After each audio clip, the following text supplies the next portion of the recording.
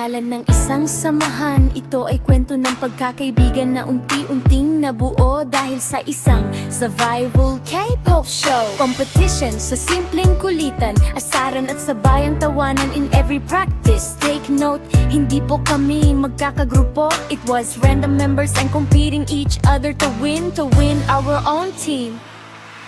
Sa oras na kami ay magkakasama sa mga trip na biglaan at mga usapang walang katapusan, maging sa asaran. Mas lalong tumibay ang samahan, walang plastikan, walang kailangan patunayan. Kung ano ka, tanggap ka. Nag-start sa 5 members until madagdagan. One of them ay isa pa sa naging judge during the K-pop competition.